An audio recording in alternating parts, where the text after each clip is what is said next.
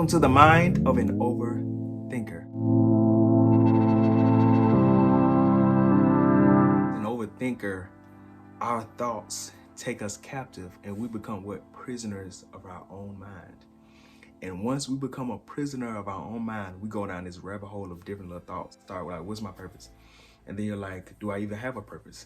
Then you like, what's my reason for living? I don't have a reason for living. Like I shouldn't even be here. Why was I even born if I don't have a purpose? If I don't even know what my purpose is? That's the struggle of an overthinker daily. And it's kind of crazy to even think about it because so many people overthink. We overthink everything. Imagination can take a reality that's not even our reality and make it seem so real in our mind. I've always been a very observant person. I notice every little thing when I want to. And that's a good thing and a bad thing because since I'm so observant, I notice the smallest little things and I'll turn it into something bigger. When a small little situation was somebody didn't speak to me today. They speak to me every day. But today they didn't speak to me. Now I'm thinking like, what did I do something wrong? Like, did I make them mad? Do they not want to talk to me anymore? When in reality, they're just going through life just like I am. Now I'm overthinking this situation and now I'm blaming myself for something that hasn't even happened. Now I'm feeling bad, now I'm feeling down, and now I'm thinking about how I could have made it better, what I could have did different. When in reality, I've done nothing wrong. My mind is just playing games, and like, you have to know how to play the game so you can get out and win. I think of overthinking just like this. Just say you're football. So you're the quarterback and somebody throws you the ball. You're carrying the ball and you're running down the field to get a touchdown. Now, the football is that one thought, right? So now you got the opposing team all running at you at the same time. So either you're gonna stop and focus on all these other thoughts and they're gonna attack you and bombard you, or you're gonna stay focused on this one thought and get to the end of the field and make that touchdown. That brings us to step one, staying focused. There's a scripture that I like that says, "Thou will keep him in perfect peace whose mind is stayed on thee."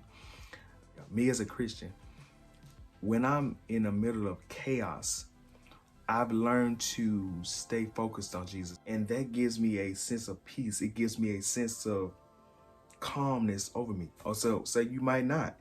So learn to focus on one thing at a time. Maybe think about, what I'm gonna eat for dinner tonight, or maybe I might watch my favorite movie tonight, or think about one of your favorite quotes, or maybe think about one of your favorite songs. Having step two, staying present, staying in the moment. Because a lot of times people, when they overthinking two things. They're overthinking their past or they're overthinking their future. And with your past, you're thinking about how, with maybe a situation, how you could have handled the situation different, what you could have done different, what you could have said different, how you could have, maybe if you would have said this, maybe you would be doing this, or maybe if you would have took that job, maybe your life would be like this, or maybe if you would have dated this person when they wanted to date you, maybe you'd be married with kids by now. You can't blame yourself for life not being how it should be when everybody's life is on a different course and taking different journeys.